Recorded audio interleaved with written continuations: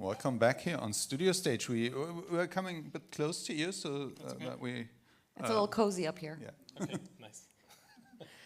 We have the great pleasure of announcing yet another veteran speaker. This is his third talk in the past 3 days. He is also asynchronously loaded.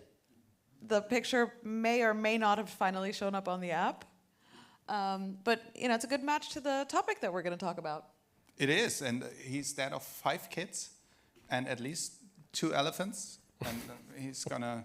He told me a story, and he's about to get some elephants in his luggage into the US, and that's gonna be a funny story, but he's got a more interesting story with him that he's gonna tell us in a second. So please welcome on stage, Florian. And don't forget to ask your questions.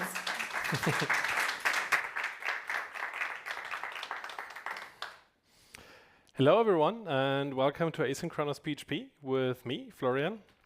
I'm working at Datadog, where I'm building a continuous profiler for the PHP language. I'm an open source contributor. I used to contribute to PHP Unit, GraphiQLite, and stuff like this, just libraries that I used in my day-to-day life. Nowadays, I'm contributing to the PHP documentation, the internals book, and the PHP core itself. And today I have a story for you of a job that I had a few years back. I was working in an e-commerce retailer, and someone from the customer service department approached me with the problem that our customers are waiting too long at the checkout. Now, by checkout, he meant that people have set up everything. They put articles into the baskets. They have delivery address, invoice address set up. The payment is already authorized, so they're just at this last page where they hit the Buy Now button and then wait for the thank you page. And this was too long. So what we wanted to do is we wanted to know what too long actually is. So we did not have any kind of observability in the system. So back then we just added some time tracking and wrote to the logs whenever the checkout controller was done. And the next day we checked the log files, and we found customers waiting for 2, 3, and 5 seconds. We also had customers waiting for 10 seconds, and we had a winner that waited for nearly 20 seconds for this thank you page to appear. So if you're somewhat like me, then the 20 seconds is a no-go. Even the 5 seconds, I wouldn't wait for that long. So the next step for us was to have a brief look into what is the thing with the 20 seconds, and we saw that the 20-second order had 60, 17 line items in this order, so not like one item, 70 articles of that item, but 70 different articles. And the other orders that took very long also had a lot number of different articles in their basket. And the thing to note here, the 5, 10, 20 seconds that people waited for the checkout controller, this is just the time to first byte. So this was additionally, you have this JavaScript tracking stuff that comes then on the thank you page.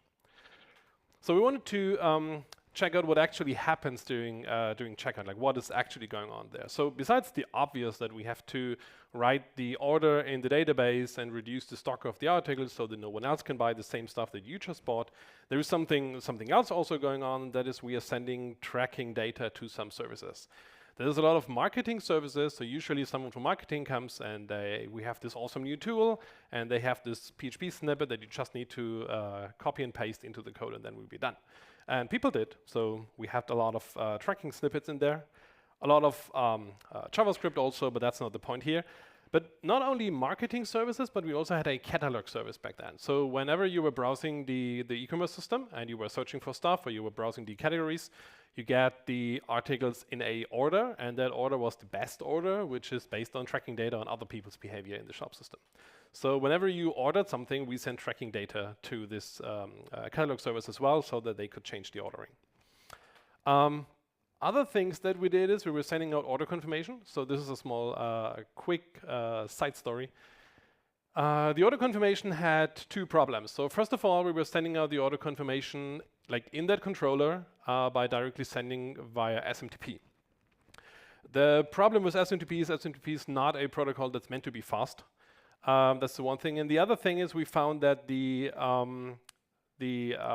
connection to the SMTP was pretty slow. So when we were sending an email, it took at least a second, usually 1.2, 1.3 seconds for sending an email. via SMTP. So the problem that we discovered was that after we sent the initial hello command to the SMTP server, it waited around about a second for a response. We talked to the administrator of the SMTP server, and it turned out to be a misconfigured anti-spam rule something. So basically, they wanted to slow down bots and other things, so they just wait an initial second, which is bad because like our customers are waiting. The other thing is we would authorize ourselves anyway, so he could relatively quickly change that. So to wait after you're not authorized and you send some other commands to actually send the email, then he blocked you. So that problem was solved this 1 second, but we found a second order confirmation email, which was super interesting. The second order confirmation email was sent to the shop owner. And that was interesting because we were the shop owner and we didn't know about this email. So it was sent to a role account, something like accounting at, and then we went to the accounting department and asked them if they know about this email and what they're doing with that thing. And it took a while until they remembered and they were like, oh yeah, this is the order confirmation email. We didn't know what to do with it, so we just created a rule to automatically delete that. So that was an easy fix. We just not send out this email, and customers are waiting 1 second less in the future. The other thing that we do in the checkout is we capture money from a payment gateway. Actually, like people have authorized the stuff earlier anyway, but if you you need to actually capture the money, so there's an API call to a third-party system to actually transfer the money. And this is also not meant to be fast; it's meant to be safe. So this might take a while, which also adds to your customer waiting for stuff that's happening. So, but all of these things that we just discussed have something in common, and this is that your customers are waiting for it, and they're waiting for stuff that they don't know about, and that they, I would also say, don't care about. And especially for the marketing services, I would say it's sometimes probably better that they don't know about these things happening. So what is the thing that we can do? Like when we say they don't know about these things, they don't care about these things, I would also argue that they should not wait for these things to happen. So if any one of you is a procrastinator, this is your time, because we just do stuff later. There's 2 quick stories here about the emails. Back then, I mentioned that we don't have like any big part of observability in the system. One day, someone from customer care called me that people are complaining that they don't receive some emails. And it was actually about the dispatch notification emails. No one complained about the order confirmation email. And it turned out that like for a day or something, we weren't sending out any emails to anyone anymore. We just didn't notice. But the thing is, the interesting thing here was that no one cared about the order confirmation email, but people that placed an order like 3 or 4 days ago, they were wondering if their parcel is already on the way and if they get a tracking code or something. And they called to ask if their parcel has already been dispatched. So the thing is, if people don't, like no one calls in because they don't get an order confirmation email, we don't need to do this stuff right now. We could do it like a few minutes later and no one cares. The same is true for capturing the money. When people go through the checkout funnel, they already authorize you to capture the money. And usually what you get is you get a token that you can then use on the API to capture the money and transfer it. And this token is usually valid for multiple days or even weeks, not just for hours or minutes. So you can use it tomorrow or next week to capture the money. It's probably a good idea to try and capture the money before you send out the parcel, because sometimes they deny that. Because if the credit card has been marked stolen, for example, it could be denied. So you might want that information before you send out any physical goods to your customers. So what we did is we decided to go this route and go into an asynchronous architecture. And the main idea is that we want to not do these things anymore at this point in time, but we just post an event into some kind of, in this case, we decided to go with RabbitMQ, and then process those messages later, because it does matter at that time. There's a disclaimer. If you have something that works for you, stick with it. We had a lot of fun with RabbitMQ in the beginning. So if you have, for example, Redis has a queue implementation that you can just use. I've seen people implement queues in MySQL. I haven't seen that scale nice. But let's say technically it's possible if you just want to play around with stuff. But I have not seen that nice. Any one of you has experience with RabbitMQ? Nice. Okay. So most of you. So this is a very simplified version of what RabbitMQ works, of how RabbitMQ works. So the idea is you have a producer that could be your e-commerce system. So in our case, it was the e-commerce system that produces a message when someone places an order. That message will be forwarded to the exchange. The exchange is part of RabbitMQ already. And the exchange forwards the message then based on rules to queues, to one queue, multiple queues, all queues, whatever. You can configure that relatively freely. And then RabbitMQ pushes the messages to the consumers. So you can even pull messages, but the idea is that it just flows through. And you have there is a lot of other ways to do this. You can also have synchronous messages where you send a message and then you wait for a response from the consumer and it gets piped through. And this is all more complicated. We don't gonna do it like this complicated today. This is just like one way. Okay, but we want to concentrate today on the consuming side. So we wanted to build an asynchronous consumer. The idea was to migrate this server-side tracking for our catalog service first, because we identified that. You're going to see that later, why that is the case. So the first thing the asynchronous consumer needs to do, because we decided for RabbitMQ, is on the one side, we need to be able to talk to RabbitMQ somehow to consume those messages. And on the other side, we need to send the tracking data via HTTP to the service. We wanted the consumer to be non-blocking in async. That's because before that architecture change, we had 10, 12 application servers that were doing this parallel waiting for us. But now this all was going down to just 2 machines. So we had 2 RabbitMQ machines and then workers locally. And we don't want it to spawn a lot of workers. We just wanted to spawn 1 consumer, because the idea was that for this tracking service where we're sending out HTTP messages, 99% of the time we're just waiting for the response. So we could, while we were waiting for the response, we could do other stuff. Okay, and we wanted it to be written in PHP. Now you might ask, why PHP?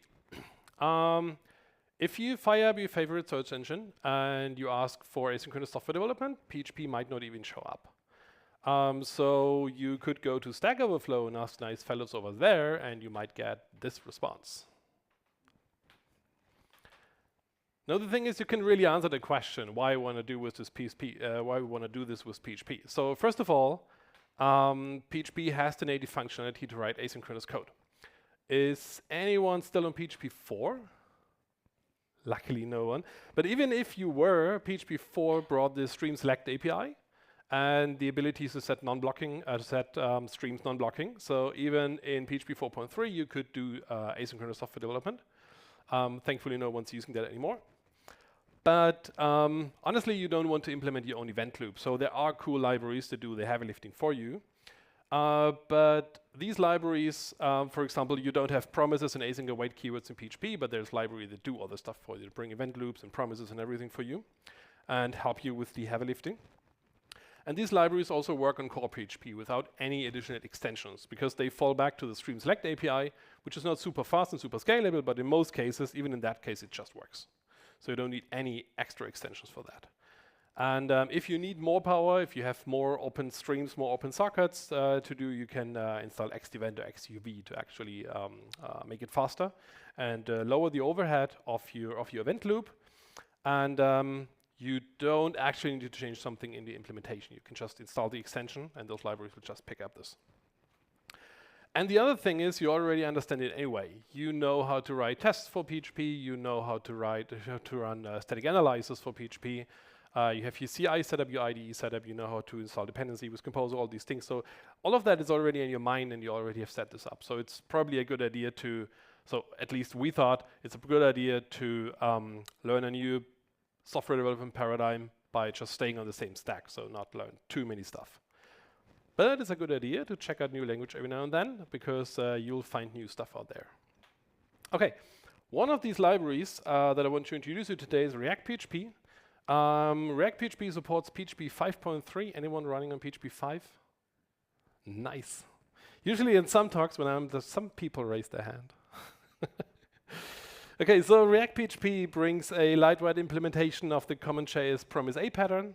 It brings an event loop. It brings event-driven readable and writable streams and for non-blocking I/O.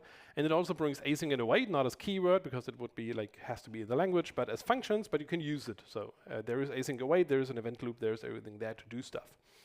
And now I want to build the thing with you together. So we have RabbitMQ on one side, we have HTTP that we need to send, HTTP request we need to send on the other side, and we need a payload. We need to look in the payload. So be with me while I try to, here it is. Okay, so let's first have a look at the payload. I hope you all can see this. That looks good. So we decided to not invent our own standard. So the body we send, or the message we send via RabbitMQ is just a JSON. And even in that JSON, we didn't want to invent our own thing, so we found there is schema.org, and schema.org has a lot of type definitions for stuff that's around. So for example, an order, and an order has a customer, and a customer can be of some type, and in this case, it's a person that has a name and an email. It has way more. It has an address, delivery address, stuff like this. Then a order has ordered item, which is a list of a type order item, and then this has an order item number, quantities. The order item itself is a product that we are selling, which has a name. It has an offer. This is of type offer and has a price. So, like, if you're looking for something to structure your stuff, go to schema.org. You can find a lot of these definitions. And there's also tools that validate that the JSON you gave it actually matches the definition that you write down here. So that's actually pretty nice to use. So this is the payload that we are sending. This is what we receive from RabbitMQ, and we need to make an HTTP request out to send it to the other side. So let's close this. Okay, this is the, let's open another file, the composer.json. We can see it here in the preview. So the composer.json, this is like the stripped down version, but we need Bunny. Bunny PHP is the React PHP asynchronous library to talk to RabbitMQ. It's a pure PHP implementation of the AMQ protocol and supports running with the React PHP event loop. And on the other side, React PHP itself comes with with an HTTP library that we use. So we have libraries for both of these things, and the JSON decode is just there in PHP standard, so we can use that. So this should work out. Okay, so the first thing we gotta do is we need to connect to RabbitMQ. So for RabbitMQ, we need a client. And there is a few clients that come with Bunny. So for example, there's the Bunny client, that's the synchronous AMPQ RabbitMQ client. That's also a reason why we decided to go with Bunny, because we needed a library to talk to RabbitMQ on the other side, on the producing side. And so we had just the same library on both sides. But in this case, we need the asynchronous client. This is the asynchronous AMQ RabbitMQ client that uses the React PHP event loop. That's what we want to do. And that doesn't need anything. And then we need our browser in order to talk HTTP to the other side. And that browser comes from the React HTTP library that we just installed. And let's use this. And now we need to establish a connection to RabbitMQ. That's just client connect. The connect method connects to the AMQP server, and it gives us back a promise. So this is the first thing that is different when you write asynchronous software. You don't get back, usually you don't get back a result, but you get back at least for all of I/O stuff, you get back a promise. A promise represents the result of the function you just called, but you don't have it yet. So usually your code looks like this. You have a connect function, and then you write that gives you a promise, and that promise has a then function. On the then function, here it is. On the then function gets callables, and the callable is on fulfilled. So whenever the promise has been fulfilled, this function will be called, and you get the actual response, or the actual thing, the actual result. If it gets rejected, that's when an error happened. The usual pattern is that in a rejected callable, you get an exception object that you can use. And then there is this on progress. I don't know if on progress, I think that's gone in Promise version 3. So Christian Lück and the React PHP maintainers are currently heavily working on React PHP 3. So I think the on progress thing is gone, but currently it's there. Okay, so we use the then and we just give it a function, a callback that it should call whenever we have, whenever the connection is established. So what we get is we get a client. In this case, it's the asynchronous client that we get back. And on this client, we need to establish a communication channel to RabbitMQ. So there is a channel function that we can just call.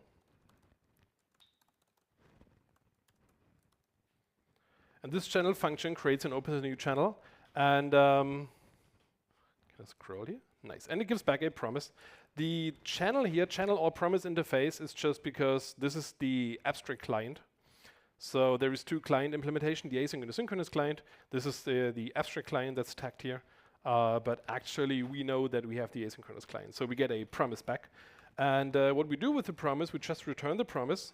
So whenever that's fulfilled, we get a new promise here, and we call the then function again, and give it a callback that gets the channel that has been established.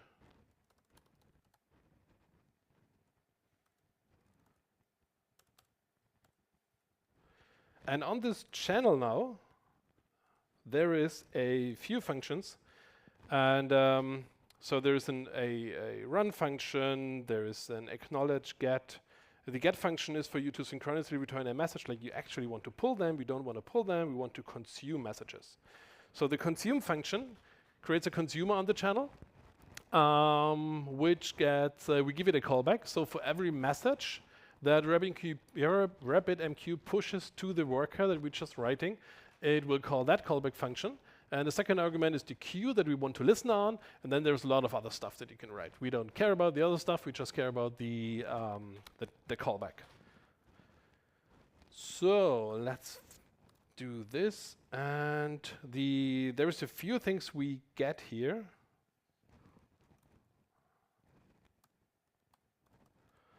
Let's just listen on the hello queue.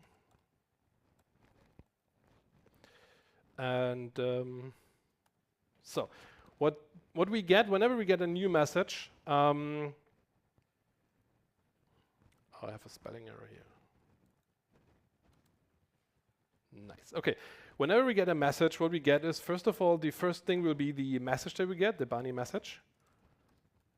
So this one. Then the next thing we get is the channel that has been established. We need that in order to acknowledge message later. And we get the client. We don't need that, but we need to add it. And we need to use the browser because we need our browser object in there. Browser.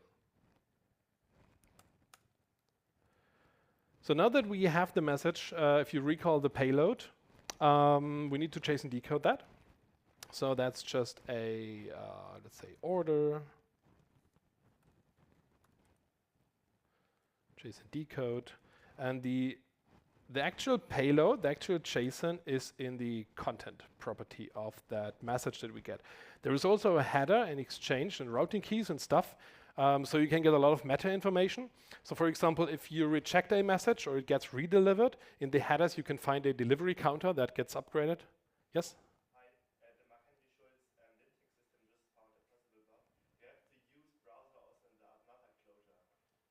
Sorry, say that again?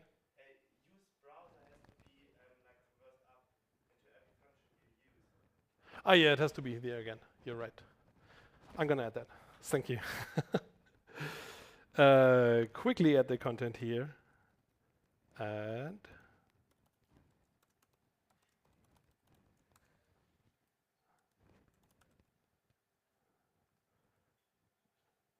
declare but not use. Okay, yeah.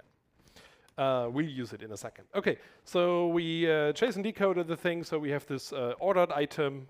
We know we have in $ordered item. We have the order item. So we can now, or we need to now, because that's how this service works. We need to iterate over that.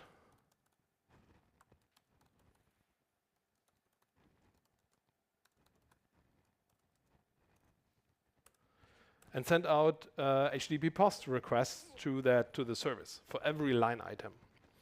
So we have our browser, and that has a post function. This post function accepts the URL, where to send the HTTP post request to, the headers, and the body that we send to. And and it returns a promise that it will do the thing for us. So this is just URL wherever we are sending this stuff to. And then we don't have any special headers, so we just give it empty header, an empty array. But the body we're going to send, so that service wanted an HTTP string. So we do an HTTP build query, and then give that the array. And the two things that they wanted from us is the SKU, which was in item order item number, and the amount. Oh, wrong. Which was in, anyone remembers? I think it was order item amount. Item amount, probably something like this. Okay.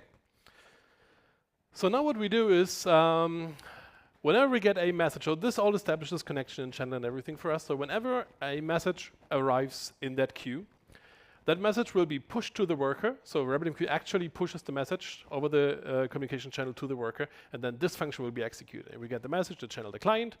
We JSON decode that message, so the payload that we just saw, we have that in order, and then we iterate over it and send post requests. This is also exactly this pattern is why this was so unbelievably slow, because they had we had like 300 to 500 milliseconds for every of these post requests. So if you imagine you have 10 items, that's already 3 to 5 seconds. If it's 100 items, that's up to a minute. For sending out these post requests. Now, there is a few things that's still wrong with this code. Anyone has a lucky guess?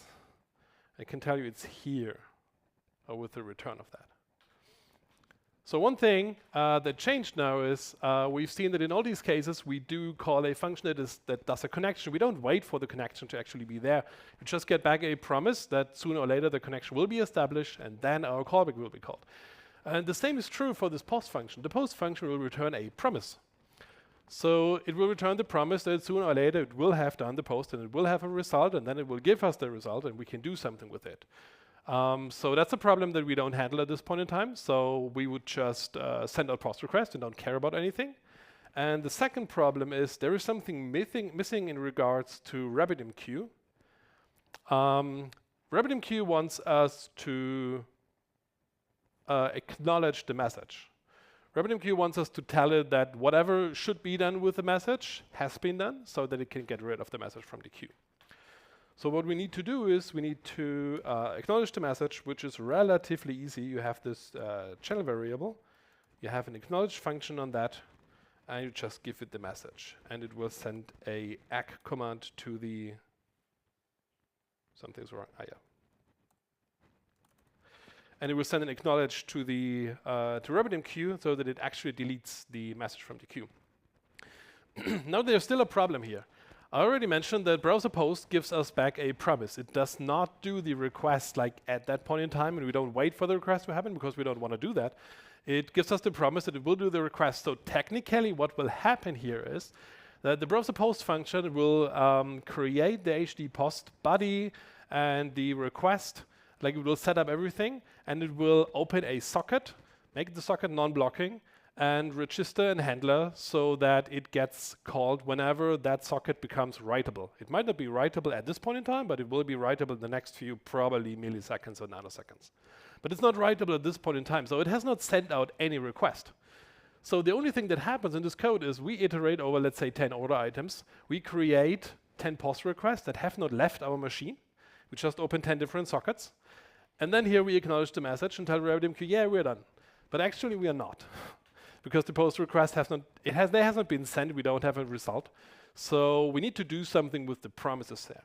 Usually in the code above, whenever a function returned a promise, we just chain the then function call, and then implemented a handler to do something, give it a callback to do something. If we would do that here, it would be a problem because we could not say that whenever this post request is done, acknowledge the message, because there might be other post requests. So if you run in these cases, there is a super nice handy function in React PHP, and the idea is we just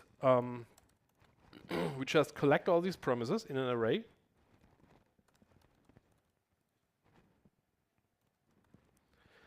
And then we can say we want to wait for all of these promises to resolve. So there is a React promise all function that returns a new promise for us that will resolve when all these items that we gave it in the promise or values array are resolved.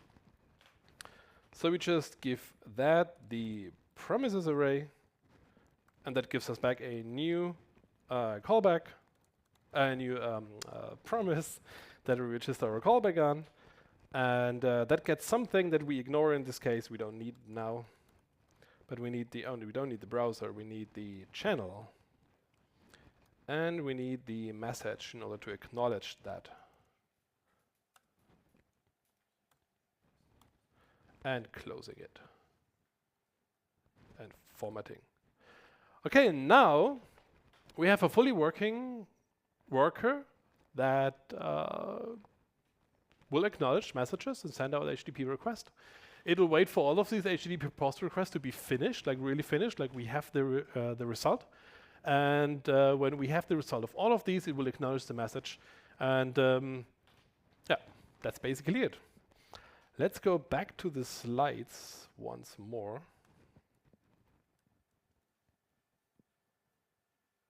Here they are. Okay. Okay, so there is I have this as fallback slides here, but I'll show you anyway because there is a disclaimer. Please do not deploy this thing to production. And that's because there is a lot of problems in this code. This is a bit otherwise structured, so you can just give it it's a callable, so you can just give it a app, and that app has the callable defined. That's on the next slide. So there's a lot of stuff that we don't handle. So for example, you've seen in the promise interface, in the then function, that has three callables that you give, callbacks that you give it. The first one is the happy path, everything is all right. The second one is something went wrong. So if we cannot establish a connection, if we cannot establish the channel, we don't handle any of these cases. So if any of this goes wrong, the event loop will just stop running and the script will exit. And if you deploy that in Kubernetes or with Docker, that will just crash loop and go all of the time will just restart. The consume function also has a return that tells us if it's able to actually install or establish the consume channel to consume messages on this queue. So if all of that doesn't work, it'll just stop working because there is nothing new installed anymore. The other thing to know about this code here is the execution order. So we have the client, and on that we do call the connect, and that gives us back a promise. So what actually will happen is we'll do the exact same thing like with the HTTP post request. It will not do the connection to RabbitMQ and wait for it, but it will prepare the socket, wait for it to be writable, then return a promise that it will have the result for us sooner or later.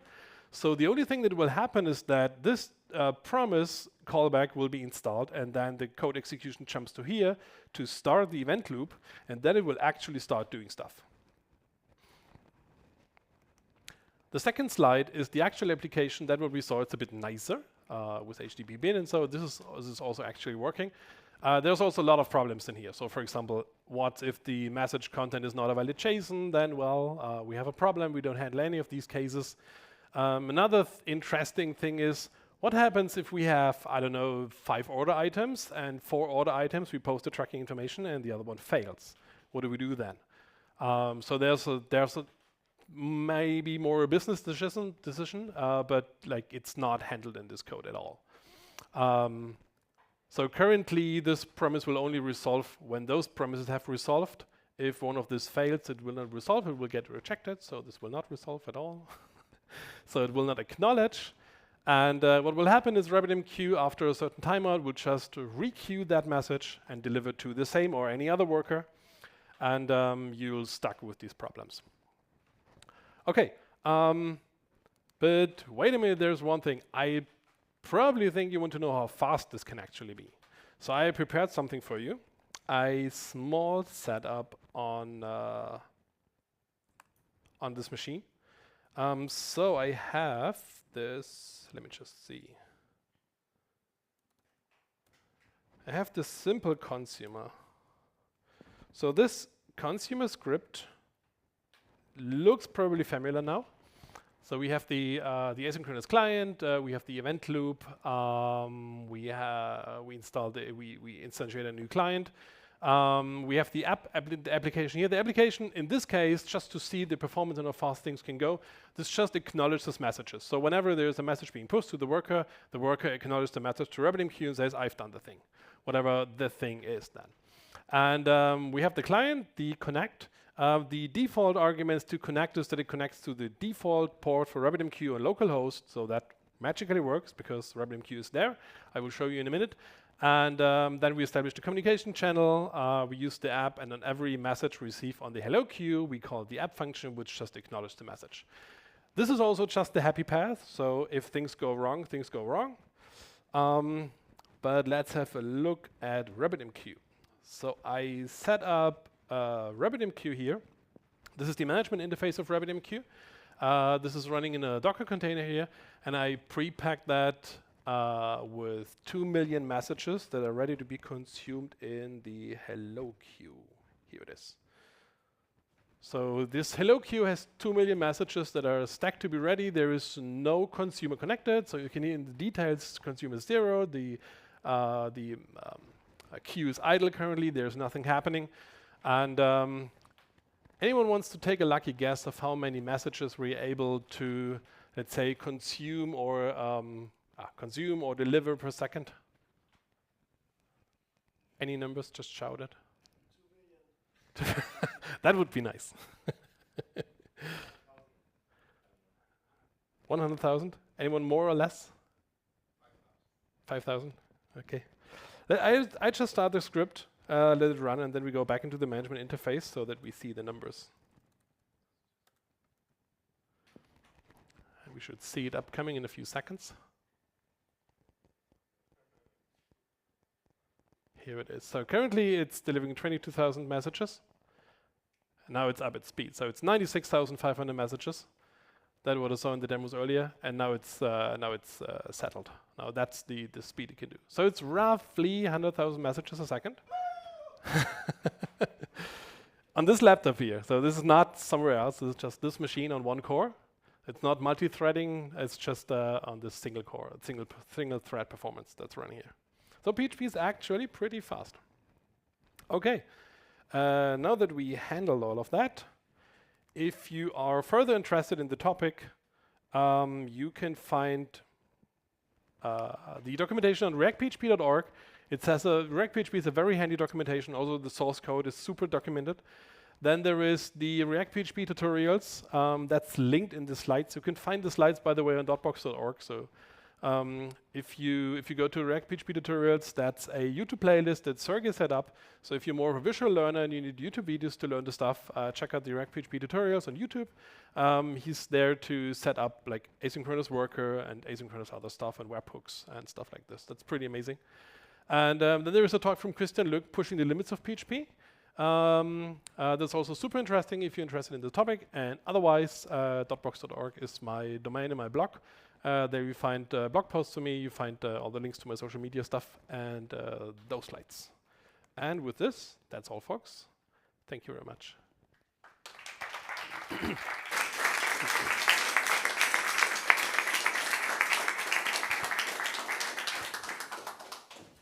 Well, thank you, Florian. You're welcome. That was very nice. I like it. Live coding on stage. That's more cozy. Cozy enough? Cozy. Very good. Well, that deserves an extra applause. Live coding on stage. And nothing went wrong.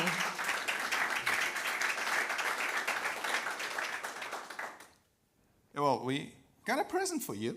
We do. Oh, thank you. You have your own Neos branded insect hotel and some tea. And honey. No, just tea. No honey this time. Make your own now that you have a bee hotel. Thank you. That's awesome. That might be interesting for the kids. Let's see if we get 4 more of the bee hotels for you. And, yeah.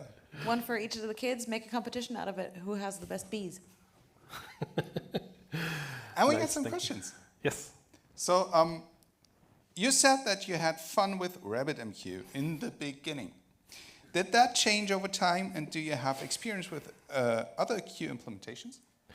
So the fun in the beginning was more sarcastic. We deployed 2 RabbitMQ machines in a cluster, and that it actually works pretty amazing. You just connect to one of those RabbitMQ, and it magically balances all the stuff for you and delivers to consumers and stuff. That's awesome. But the problem we had is we didn't know that our hoster will restart both machines at the same time. So when they came up back, each of one was waiting for the other, so nothing happened. Yeah. Okay. That was stupid. And regarding the other Queue implementations? other queue implementations, yes. No. So for just work with RabbitMQ, I played a bit with the Amazon SimplyQ. RabbitMQ had a bit more features. The thing is, you need to host it yourself. I think there is hosted services for you also for RabbitMQ and other tools. So it depends mostly on what you need and if you want to self-host or not. We hosted self back then, so we decided to go with RabbitMQ. I just can say don't use MySQL. Oh, yeah. Is PHP optimized for nesting too many anonymous functions in a call stack, and do you make them static to improve performance? Yeah, that's the usual callback hell thingy. If you have too many parameters, you chain and chain and chain, it gets just deeper and deeper and deeper. There's a few things that you can do. First of all, you can make them static if it's just anonymous callback. The other thing that you can do is, like you've seen on the slides, you can not implement your function inline, but just you can actually give it a function name or a method from a class. So you can write your stuff in classes or in objects, and then you can refer to those and give that as a callback. I mean, a callback in PHP is a lot. A lot of stuff can be called in PHP, or callable in PHP, sorry. Yeah. So how do you deal with partially failing message processing, like one of the line item posts running into an error response? Yes, that's a tricky question. So first of all, one of the ideas was that we just push a order event into an order queue, and then we have one worker do like all the stuff, like send the email, send the tracking data, capture the money. The problem with you do that is you have exactly this. You have what do you do with a partial failure? So in this case, we decided to, the first thing we decided to do is to split this up into multiple queues. So have one queue per worker idea. So one that sends out the email, one that captures the money, one that does tracking. And then for the tracking thing, we decided to just ignore it. It's a great way to deal with problems. Yeah. Just ignore the problem. Like we added logging so that we actually see how much stuff fails. And we found one thing. We had a test article in the shop that was not listed that we could buy and we could test our shop system. So we actually had a script that ran every 3 minutes to order this hidden test article. And then this was also pushed into the queue.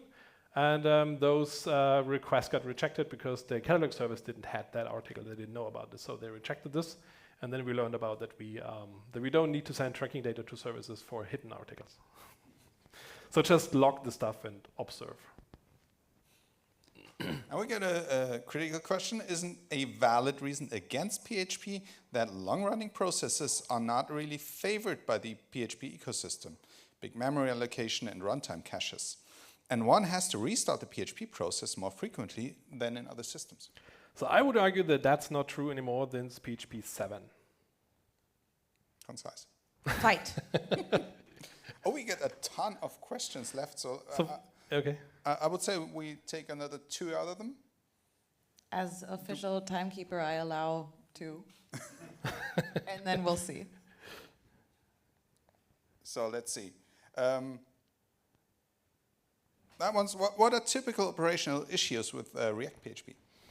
The typical thing is that it's handy. You write your code and it has to be all asynchronous, so it has to be all non-blocking. And one of the things is that you're like, oh, I just need to read that file, so I just do a file get contents. The problem is this file get contents will block. Now you're single threaded, so it will block your entire event loop. So nothing will happen that time anymore. And if that file that you read via file get contents happens to be a NFS mounted remote file and the NFS server is gone on the other end, then it waits for 60 seconds probably.